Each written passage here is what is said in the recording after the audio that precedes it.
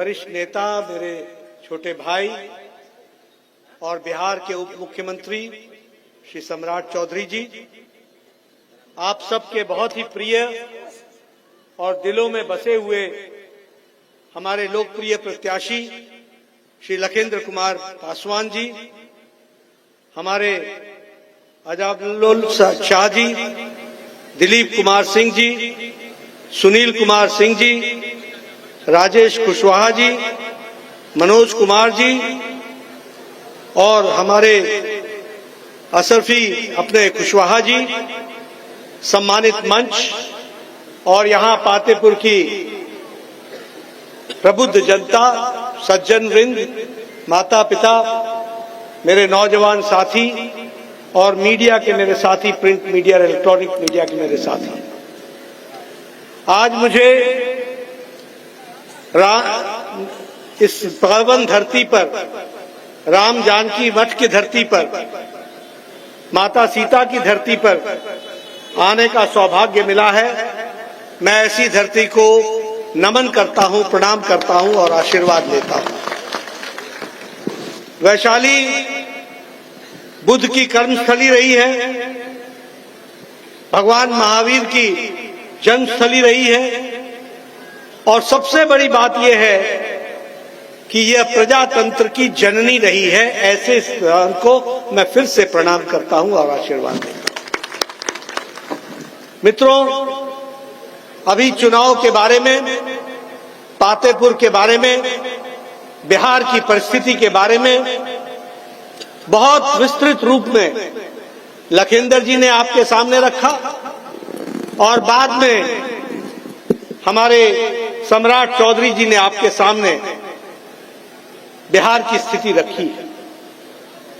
मैं उसमें ज्यादा कुछ जोड़ना नहीं चाहता, लेकिन आपको यह जरूर बताना चाहता हूं कि 6 तारीख को जो आप चुनाव करने वाले हैं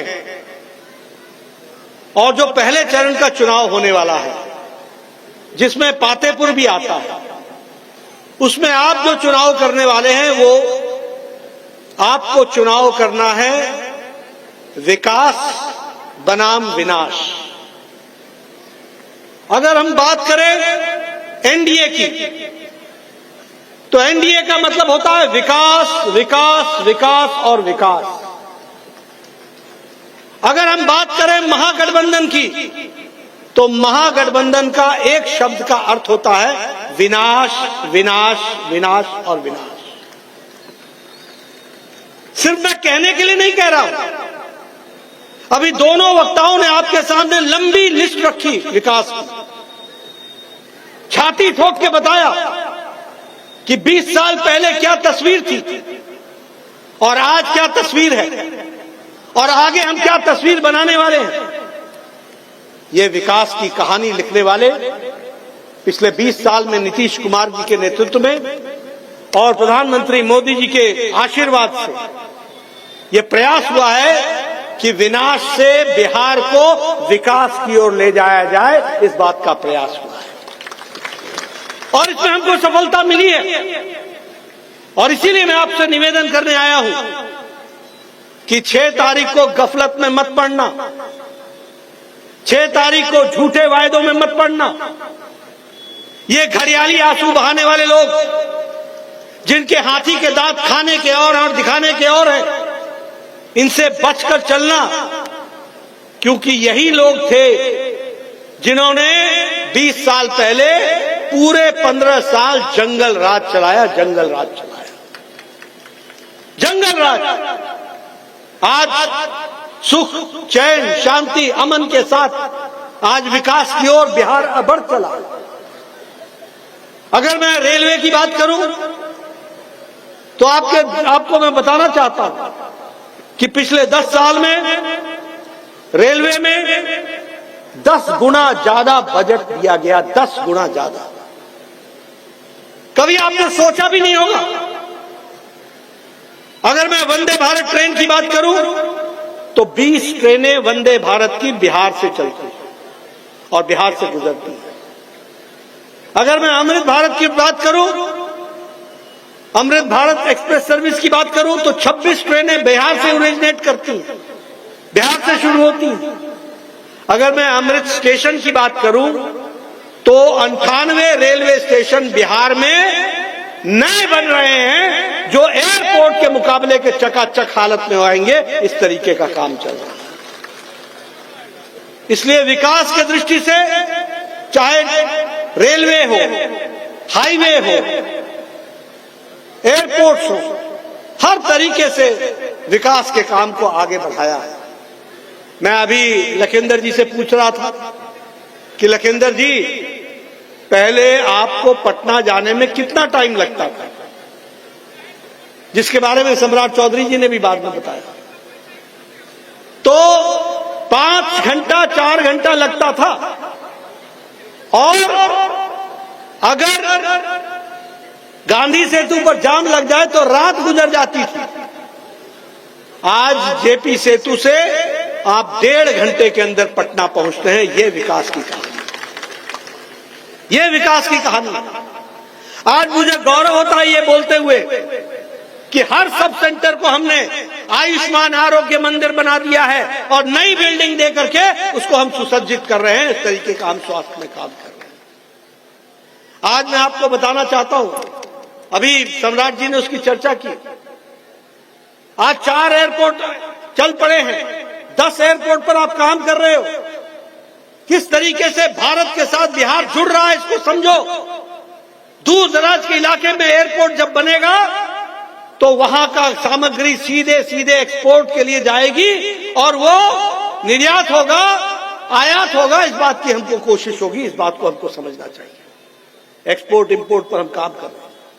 इसलिए मित्रों, मैं आपसे एक निवेदन करना चाहता हूं कि आप विकास की इस कहानी में अपने आप को जोड़ें और आगे बढ़ाएं। मखाना तो पहले भी होता था, कभी किसी ने चिंता की कि मखाना बोर्ड बने? आज मखाना बोर्ड बन करके 100 करोड़ रुपए दे करके उसको हम अंतर्राष्ट्रीय स्तर का मार्केटिंग करने का इंतजाम कर रहे हैं। इस तरीके का हमारा काम चल रहा है। मधुबनी पेंटिंग्स पर जीएसटी में सम्राट चौधरी जी ने छूट दे दी है। उसी तरीके से हमारे भागलपुर के सिल्क के लिए उसमें भी जीएसटी में छूट दी गई है।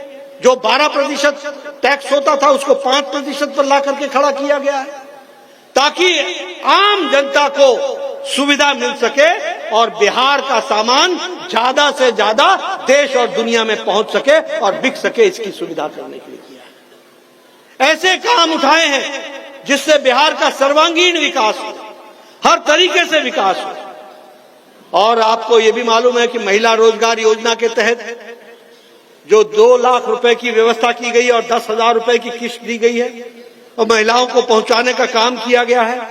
75 लाख महिलाओं को ये इसकी सुविधा दी गई है। यह सुविधा अपने आप में महिला सशक्तिकरण की ओर इंगित करता है।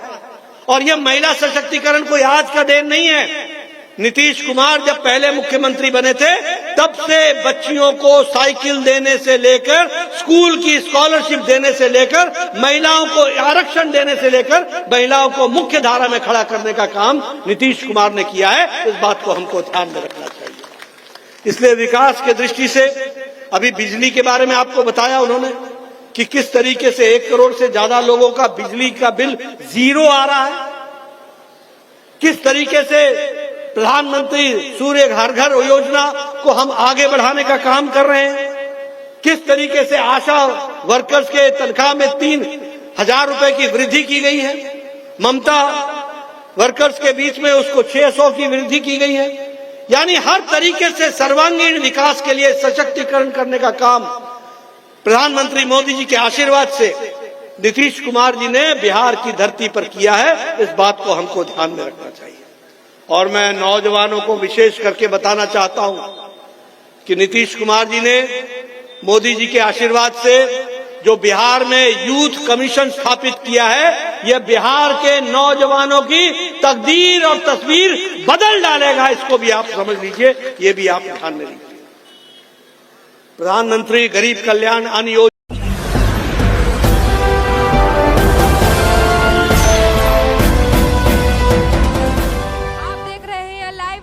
99 राष्ट्र सबसे पहले।